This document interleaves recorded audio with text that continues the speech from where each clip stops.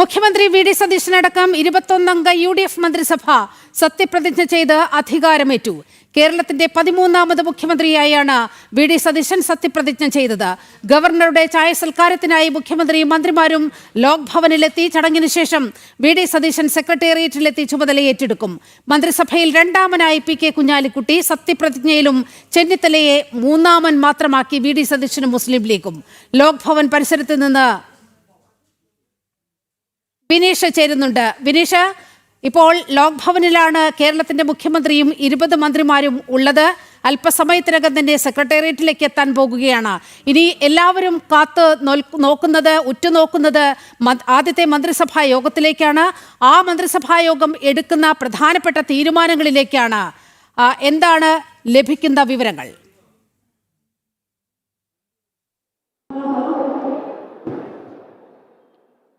നിലവിൽ അല്പസമയത്തിനകം തന്നെ എല്ലാ മന്ത്രിമാരും ലോക് ഭവനിലെത്തി ഗവർണറുടെ ചായ സൽക്കാരത്തിൽ പങ്കെടുക്കും. ആ ചായ സൽക്കാരത്തിൽ പങ്കെടുത്തതിന് ശേഷമാണ് എല്ലാ മന്ത്രിമാരും ഉൾപ്പെടെയുള്ളവർ നേരിട്ട് സെക്രട്ടേറിയറ്റിലേക്ക് എത്തുന്നത്. സെക്രട്ടേറിയറ്റിലെത്തി ആദ്യം ഔദ്യോഗികമായി ചുമതല ഏറ്റെടുക്കുന്ന ചടങ്ങാണ്. മുഖ്യമന്ത്രിയായി ചുമതല ഏറ്റെടുക്കുന്ന ചടങ്ങ്. സത്യപ്രതിജ്ഞയ്ക്ക് ശേഷം സെക്രട്ടേറിയറ്റിലെത്തി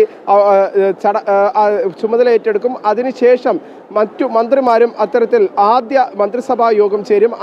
ആദ്യ മന്ത്രിസഭാ യോഗം എന്ന് പറയുന്നത് നമുക്ക് മനസ്സിലാക്കാൻ സാധിക്കുന്നത് കോൺഗ്രസിന്റെ പ്രകടന പത്രികയിൽ പ്രഖ്യാപിച്ച ചില കാര്യങ്ങളായിരിക്കും കൃത്യമായ തരത്തിൽ ആദ്യത്തെ മന്ത്രിസഭാ യോഗത്തിൽ തീരുമാനമാകുന്നത് എന്നതാണ് അറിയാൻ സാധിക്കുന്നത്. എന്തായിരുന്നാലും നിർണായകമായ ക്ഷേമ പ്രവർത്തനങ്ങൾ ഉൾപ്പെടുത്തിക്കൊണ്ടുള്ള ഒരു തീരുമാനം തന്നെയായിരിക്കും വി ഡി സതീശൻ മന്ത്രിസഭയിൽ ഉണ്ടാവുക എന്നതാണ് നമുക്ക് മനസ്സിലാക്കാൻ സാധിക്കുന്നത്. നിലവിൽ ഏറ്റവും പ്രധാനമായി നമുക്ക് വിലയിരുത്താൻ സാധിക്കുന്നത് സർക്കാർ സംവിധാനങ്ങളിൽ, പ്രത്യേകിച്ച് സർക്കാരിന് ഏറ്റവും വെല്ലുവിളിയാകുന്നത് സംസ്ഥാനം നേരിടുന്ന കടുത്ത സാമ്പത്തിക പ്രതിസന്ധിയാണ്. ആ സാമ്പത്തിക പ്രതിസന്ധിക്കിടയിൽ നേരത്തെ പ്രകടന പത്രികയിൽ പ്രഖ്യാപിച്ച പദ്ധതികൾ എങ്ങനെ നടപ്പിലാക്കും എന്നതാണ് ഇനി നോക്കിക്കാണേണ്ടത്. എന്തായിരുന്നാലും തൽക്കാലത്തേക്കെങ്കിലും മുഖം രക്ഷിക്കാനായി വി ഡി സതീശൻ സർക്കാർ നേരത്തെ പ്രകടന പത്രികയിൽ പ്രഖ്യാപിച്ച സ്ത്രീകൾക്കായിട്ടുള്ള ബസ്സുകളിലെ സൗജന്യ യാത്രാ നിരക്ക് ഉൾപ്പെടെയുള്ള കാര്യങ്ങളിൽ, ഒപ്പം തന്നെ നിരവധി പദ്ധതികളും അത്തരത്തിൽ പ്രഖ്യാപിക്കാനുള്ള ക്ഷേമ പദ്ധതികൾ പ്രഖ്യാപിക്കാനുള്ള ഒരു സാധ്യത തന്നെ നിലനിൽക്കുന്നു. ഒപ്പം തന്നെ സ്ത്രീകളെ കയ്യിലെടുക്കുക എന്ന ലക്ഷ്യത്തോടു കൂടി പ്രത്യേക പദ്ധതി നടപ്പിലാക്കാനുള്ള ഒരു തീരുമാനത്തിലേക്ക് ഈ മന്ത്രിസഭാ യോഗം കടന്നേക്കും എന്ന് സംബന്ധിച്ചുള്ള വിവരങ്ങൾ തന്നെയാണ് നിലവിലെ സാഹചര്യത്തിൽ ലഭിക്കുന്നത്. എന്തായിരുന്നാലും അല്പസമയത്തിനകം തന്നെ ചായ സൽക്കാരം ലോക് ഭവനിനുള്ളിൽ ആരംഭിക്കും. അതിനുശേഷമായിരിക്കും സെക്രട്ടേറിയറ്റിലേക്ക് മന്ത്രിമാർ, മുഖ്യമന്ത്രി വി ഡി സതീശൻ അടക്കമുള്ളവർ എത്തുന്നത്. അതിനുശേഷം മന്ത്രിസഭാ യോഗം. ഇങ്ങനെയാണ് ഇന്നത്തെ ഷെഡ്യൂൾ. എന്തായിരുന്നാലും നിലവിലെ സാഹചര്യത്തിൽ നമുക്ക് മനസ്സിലാക്കാൻ സാധിക്കുന്നത് ഇന്നത്തെ സത്യപ്രതിജ്ഞാ ചടങ്ങിൽ സാധാരണഗതിയിലുള്ള ഒരു കീഴ്വഴക്കം എന്ന് പറയുന്നത് ആഭ്യന്തര വകുപ്പിന്റെ വിജിലൻസിന്റെയും ചുമതല ആർക്കാണോ വരുന്നത്, വകുപ്പ് അടിസ്ഥാനത്തിൽ പരിശോധിക്കുമ്പോൾ ആ വകുപ്പ് അടിസ്ഥാനത്തിൽ ആ ചുമതല വരുന്ന വ്യക്തിയാണ് മന്ത്രിസഭയിലെ രണ്ടാമനാകുന്നത്. പക്ഷേ കഴിഞ്ഞ ദിവസം വി ഡി സതീശൻ പത്രസമ്മേളനം നടത്തുന്ന സമയത്ത് പോലും രണ്ടാമനായി കുഞ്ഞാലിക്കുട്ടിയെ ഉയർത്തി കാണിച്ചു. അതിന് സമാനമായ സാഹചര്യം തന്നെയാണ് ഇന്നത്തെ സത്യപ്രതിജ്ഞാ ചടങ്ങിലും കാണാൻ സാധിച്ചത് എന്നതാണ് പ്രധാനപ്പെട്ട കാര്യം. കുഞ്ഞാലിക്കുട്ടിയെ രണ്ടാമനാക്കിക്കൊണ്ടും മൂന്നാമനാക്കി രമേശ് ചെന്നിത്തലയെ മാറ്റുന്ന സാഹചര്യം നമുക്കറിയാം.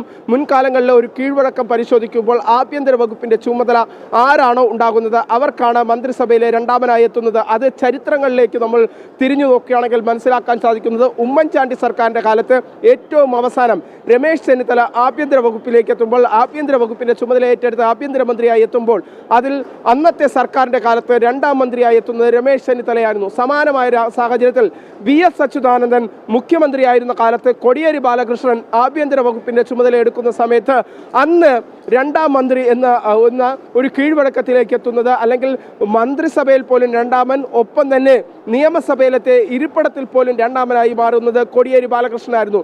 അങ്ങനെയുള്ള ഒരു കീഴ്വഴക്കം പൂർണ്ണമായും തകർത്തുകൊണ്ട് തന്നെയാണ് ലീഗിന് പൂർണ്ണമായ പിന്തുണ നൽകുന്ന തരത്തിലേക്ക് കാര്യങ്ങൾ എത്തി നിൽക്കുന്നത്. കാരണം ലീഗിനോടുള്ള വിധേയത്വം വി ഡി സതീശൻ സത്യപ്രതിജ്ഞാ ചടങ്ങിലും കൃത്യമായി തന്നെ കാണിക്കുന്നത് നമുക്ക് കൃത്യമായി മനസ്സിലാക്കാൻ സാധിക്കുന്നു. എന്തായിരുന്നാലും രമേശ് ചെന്നിത്തല RC ക്യാമ്പുകൾ പൂർണ്ണമായും ഇതിനോടുള്ള വിയോജിപ്പ് ഇപ്പോൾ തന്നെ രേഖപ്പെടുത്തുന്നുണ്ട്. ഒപ്പം തന്നെ RC ക്യാമ്പുകൾ ഈ ഒരു വിഷയം ഉയർത്തി കാണിക്കുന്നുമുണ്ട്.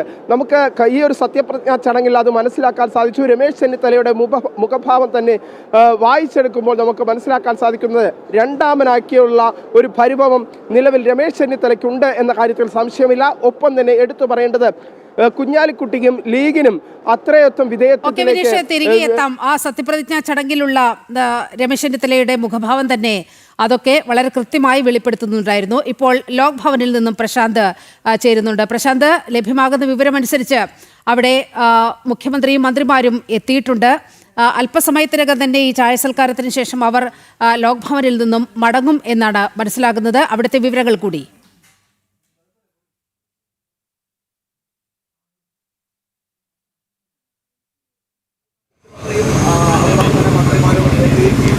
ചായ സൽക്കാരം കഴിഞ്ഞതിന് ശേഷമായിരിക്കും മറ്റ് നടപടിക്രമങ്ങളടക്കം നടക്കുക, ക്യാബിനറ്റ് അടക്കം നടക്കുക, അതിലേക്ക് കടക്കുക. എന്തായാലും ഗവർണറുടെ ചായ സൽക്കാരമാണ് ഇപ്പോൾ നടക്കാൻ പോകുന്നത്. സത്യപ്രതിജ്ഞയ്ക്ക് ശേഷം ഗവർണറുടെ ചായ സൽക്കാരം, ആ ചായ സൽക്കാരം ആണ് അല്പസമയത്തുള്ളിൽ ആരംഭിക്കും. ഇനിയും മന്ത്രിമാർ എത്താനുണ്ട്. ആ മന്ത്രിമാരും കൂടി എത്തിയതിനു ശേഷമായിരിക്കും ചടങ്ങുകളിലേക്ക് കടക്കുക.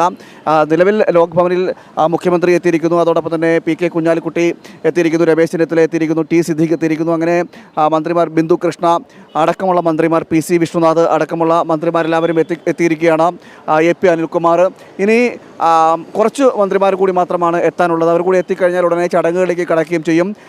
ചടങ്ങുകൾ ചായ സൽക്കാരമാണ്. നേരത്തെ നമുക്കറിയാം ഇത്തരത്തിൽ സത്യപ്രതിജ്ഞ നടക്കുന്നത് നേരത്തെ നടന്നുകൊണ്ടിരുന്നത് ഈ ലോക് ഭവനിൽ തന്നെയായിരുന്നു. ലോക് ഭവനിൽ അവിടെ സത്യപ്രതിജ്ഞയ്ക്ക് ശേഷം ചായ സൽക്കാരം നടക്കും. ഇതിനുശേഷം കഴിഞ്ഞ പിണറായി സർക്കാരിൻ്റെ കാലത്താണ് ഇത്തരത്തിലൊരു മാറ്റം വരികയും അത് പുറത്തേക്ക് കൊണ്ടുവരികയും അത് പിന്നീട് ഇത്തരത്തിലൊരു പബ്ലിക് ഫംഗ്ഷൻ എന്ന നിലയിലേക്ക് കൊണ്ടുവരികയും അവിടെ ചടങ്ങുകൾ സംഘടിപ്പിക്കുകയും ചെയ്തത്. അതിനുശേഷം എന്തായാലും നിലവിൽ ഈ വി ഡി സതീശനും ഇത്തരത്തിൽ തന്നെ ചായ സൽക്കാരം കഴിഞ്ഞു എന്ന് വേണം നമുക്ക് മനസ്സിലാക്കാൻ സാധിക്കുന്നത്.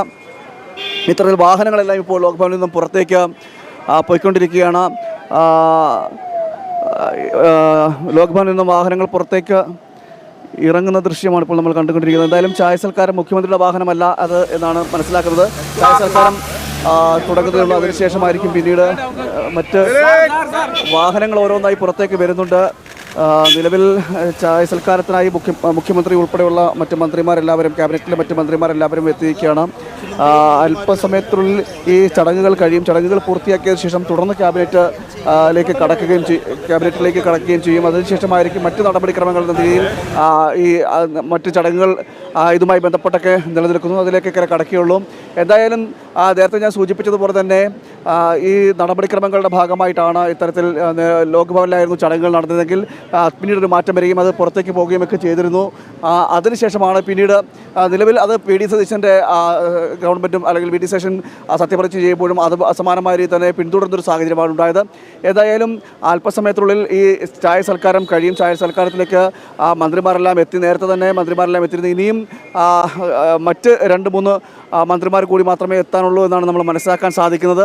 അവർ കൂടി എത്തിക്കഴിഞ്ഞ് കഴിഞ്ഞാൽ ചടങ്ങുകൾ ആരംഭിക്കും എന്നതാണ് അറിയാൻ